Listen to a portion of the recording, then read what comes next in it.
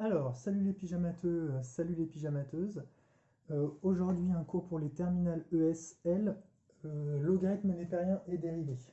Le cours va être le cours le plus rapide du monde, puisqu'il va tenir en une ligne.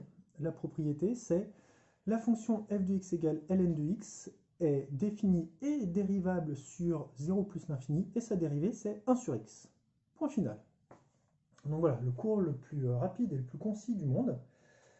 Sauf que, évidemment, après, il faut savoir qu'est-ce qu'on va faire de tout ça. Donc alors, là, ici, là, cette formule, elle est hyper simple. La dérivée de ln de x, c'est 1 sur x, la fonction inverse. Et du coup, elle va permettre d'étudier tout un tas d'exemples de fonctions qui contiennent du logarithme népérien. Et du coup, on va, là, ici, se baser sur les méthodologies qu'on a apprises à maîtriser depuis la classe de première. Alors, je vous ai préparé quelques exemples. Là, ici, la fonction f1, c'est f1 de x égale ln de x moins 2x. On nous donne le domaine de définition, il est toujours fourni dans les sujets de bac. Le domaine de définition, c'est 0,2510. Et on me demande de calculer la dérivée, puis dresser le tableau de variation. Alors, la méthodologie est toujours la même.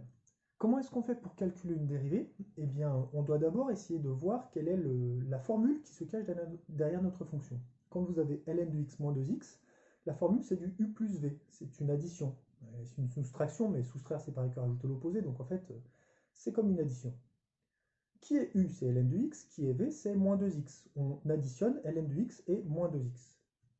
Dans ces cas-là, la formule est tellement simple qu'en fait on peut directement donner la dérivée. La dérivée de u plus v, c'est la dérivée de u plus la dérivée de v. La dérivée de ln de x, c'est 1 sur x. La dérivée de moins 2x, la dérivée d'une fonction affine, c'est son coefficient directeur, c'est moins 2. Je me retrouve donc avec comme dérivée pour la fonction f1, f'1 égale à 1 sur x moins 2. Voilà la dérivée, on l'a. Maintenant, qu'en faire? Eh bien, le réflexe doit toujours être le même. Une fois que vous avez une dérivée, ce qui vous intéressera, ça sera son signe. C'est le signe de la dérivée qui donne le sens de variation de la fonction. Si vous avez des doutes là-dessus, je vous renvoie à la vidéo de première dérivée et application. Et du coup, là ici, dans 1 sur x moins 2, ce qui nous intéresse, c'est son signe. Comment faire pour étudier le signe de 1 sur x moins 2? Eh bien, ça ici, c'est quelque chose que vous avez vu en seconde. Quand vous avez une fraction ou plusieurs fractions, pour étudier le signe, il faut essayer de faire un tableau de signes. Et donc en fait, essayer de rassembler ça sous la forme d'une seule fraction. 1 sur x moins 2, on va faire notre soustraction. Pour ça, il faut mettre au même dénominateur. 2, c'est comme si c'était 2 sur 1, on multiplie par x au numérateur et au dénominateur. Ça fait 1 sur x moins 2x sur x. On fait notre soustraction et ça nous fait 1 moins 2x sur x. On étudie le signe du numérateur, qui est une fonction affine, moins b sur a, ça marche tout seul. On étudie le signe du dénominateur, qui est aussi une fonction affine, mais en plus, là, ici, c'est x tout seul. Or, le domaine de définition avec le ln est souvent très précis. Et là, ici, c'est 0,2510. Ce domaine de définition n'est constitué que de nombres compris entre 0,25 et 10, c'est-à-dire des nombres x qui sont forcément positifs. Quand vous êtes entre 0,25 et 10, vous êtes positif, donc x, là, ici, sur notre domaine de définition, est toujours positif. Donc, tableau de signes avec une ligne pour 1 moins 2x, une ligne pour x, une ligne pour le résultat, plus moins. Si la dérivée est d'abord positive puis négative, c'est que la fonction est d'abord croissante puis décroissante. Comment faire pour avoir les extrémas? Eh bien, il faut prendre la calculatrice, taper la fonction, pas la dérivée, la fonction, ln de x moins 2x, et là, ici, après, voir combien elle vaut en 0,25, 1,5 et 10. On ne peut avoir que des valeurs approchées. Les valeurs, enfin, on peut avoir les valeurs exactes, mais elles ne sont pas hyper, comment dirais-je, facile à interpréter. Un autre exemple, la fonction, la fonction f2, pardon, x ln de x moins x. On va avoir exactement le même process. Dérivée, signe de la dérivée, sens de variation de la fonction. C'est toujours la même chose. Pour pouvoir calculer la dérivée, il faut voir quelle est la formule qui se cache derrière la fonction. X ln de x moins x. On voit qu'il y a un produit x ln de x, c'est x fois ln de x. Mais il y a aussi moins x. Et du coup, la question là ici, c'est est-ce que c'est juste du u fois v, un produit, ou est-ce qu'il n'y aurait pas autre chose? Eh bien, on a u fois v, oui, x fois ln de x, u, ça sera x, v, ça sera ln de x, mais il y a après le moins x qui reste. Il faut en faire quelque chose là ici.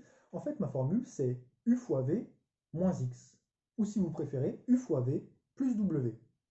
U c'est x, v c'est ln, w c'est moins x. On calcule la dérivée de chacun de ces termes et on réfléchit quelle va être la dérivée de u fois v plus w. La dérivée de u fois v, c'est du court, c'est u' v plus v' u.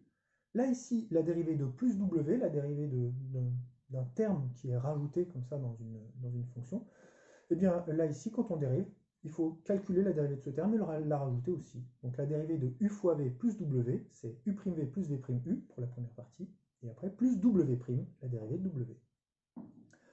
On calcule tout ça, et ça nous donne ln de x. Et oui, parce qu'en fait, les choses se simplifient, le calcul est marqué dans le document que vous pouvez télécharger. Les calculs se simplifient, et donc la dérivée de x ln de x moins x, c'est ln de x tout court. Donc en fait, x ln de x moins x, c'est ce qu'on appelle la primitive de ln de x. C'est la fonction qui, lorsqu'on la dérive, donne ln de x. Maintenant, qu'est-ce qui va nous intéresser dans cette dérivée f'2? Eh bien, c'est son signe. Et du coup, il faut que je trouve le signe de ln de x.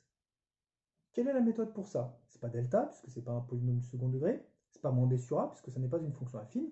C'est ln de x. Comment faire? Eh bien, soit je cherche quand est-ce que cette dérivée est positive, et donc je résous l'inéquation ln de x strictement supérieure à 0. On compose par l'exponentielle des deux côtés. On regarde ce que ça donne x strictement supérieur à 1. Soit on remarque que là, ici, la dérivée, c'est ln de x tout court. Et ln de x, c'est une fonction que je connais très bien. Je sais qu'elle est strictement croissante sur 0 plus l'infini. Et je sais qu'en 1, elle vaut 0. Lorsque x égale 1, elle vaut 0. Du coup, là, ici, cette fonction ln de x est d'abord négative, puis positive. Ce qui m'intéresse, c'est le signe de ln de x. Et bien, ln de x est d'abord négative, puis positive. Elle est toujours croissante, mais d'abord en dessous de l'axe des abscisses, négative. Elle franchit l'axe des abscisses en 1, elle vaut 0. Et après, elle est au-dessus de l'axe des abscisses, donc positive. Du coup, là, ici, on en déduit que notre dérivée est de signe négatif, nul en 1, puis positif. Et donc la fonction f est décroissante, puis croissante. Elle admet un minimum en 1, et ce minimum vaut f de 1 égale, eh bien, x ln de x moins x, je remplace tous les x par des 1, ça fait 1 ln de 1 moins 1, 1 fois 0 moins 1, ça fait moins 1. Le minimum est atteint lorsque x est égal à 1, et il vaut moins 1. Le troisième exemple. Eh bien, le troisième exemple sert à vous montrer que, quelle que soit la fonction qui contienne du ln, en fait, on fait appel aux mêmes formules que celles qu'on utilise depuis la première. ln de x sur x pour f3 là ici.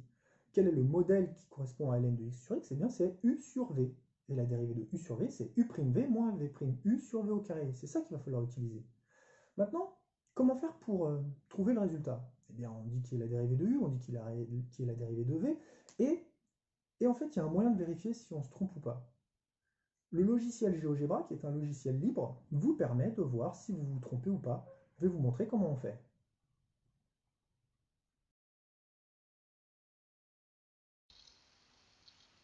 Alors, comment faire pour calculer des dérivées avec GeoGebra? Vous prenez votre navigateur internet, vous allez dans la barre de recherche, vous tapez GeoGebra en ligne, et vous arrivez ici. La partie qui sert à calculer des dérivées s'appelle calcul formel. Pour l'instant, elle n'est pas apparente.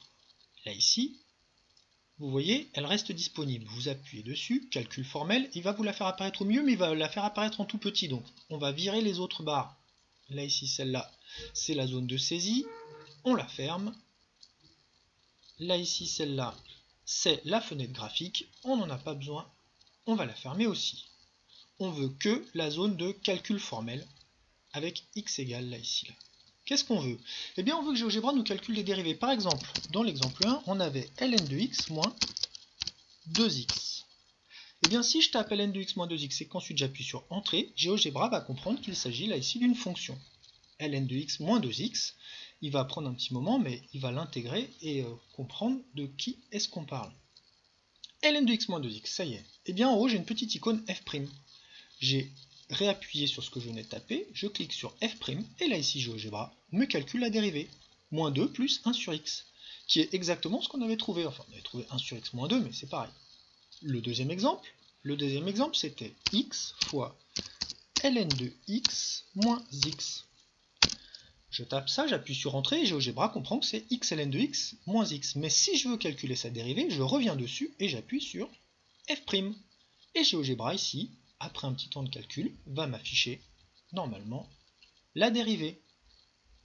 ln de x, c'est exactement ce qu'on avait trouvé.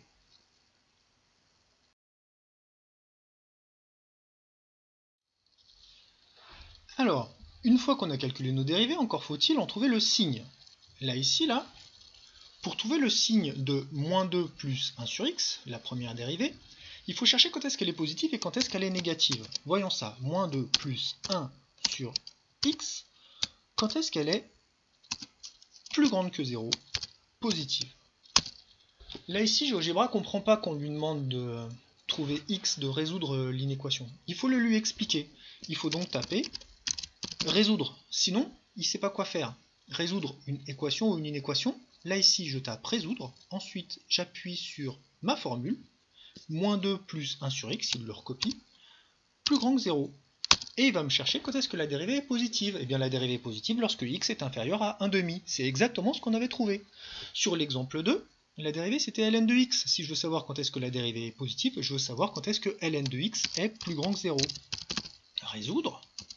Là ici, je peux taper sur ln de x et lui demander quand est-ce qu'il est plus grand que 0. GeoGebra me dit que la dérivée est positive lorsque x est plus grand que 1. Si la dérivée est positive après 1, c'est que la fonction était croissante après 1.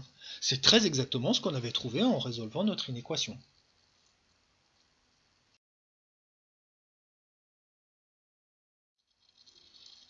Mais du coup, le troisième exemple. Eh bien là, ici, là, notre fonction, c'était ln de x divisé par x. Ma fonction, la voilà. Si je veux la dériver, je clique dessus et je clique sur f'.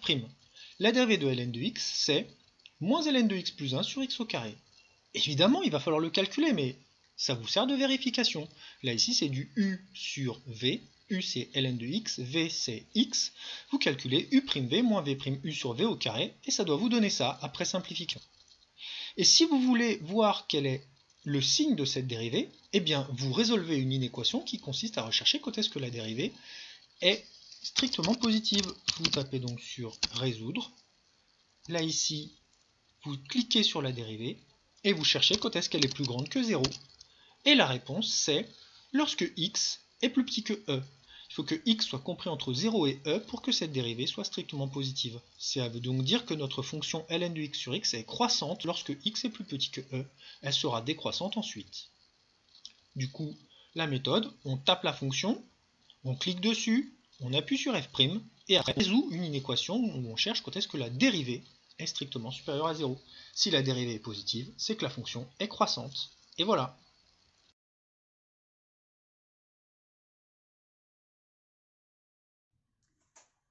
Voilà, j'espère que ce cours sur le logarithme népérien vous a plu. Il y a des exercices à télécharger en lien juste en dessous de la vidéo, vous pouvez voir le lien. Donc téléchargez-les, entraînez-vous, pensez à GeoGebra pour vérifier que vos calculs sont bons. Pensez à la calculatrice qui permet de vérifier aussi le tableau de variation de la fonction. Vous rentrez la fonction dans votre calculatrice et vous regardez sa courbe représentative pour voir le sens de variation. Et puis surtout, n'hésitez pas à poser des questions à votre professeur, je suis sûr qu'il pourra vous aider, vous répondre. Et voilà, ne lâchez pas, continuez à travailler. Je sais que c'est une période qui est délicate, mais on va y arriver. Vous avez du temps, on va bosser ensemble, et voilà, on va réussir à maîtriser tout ça.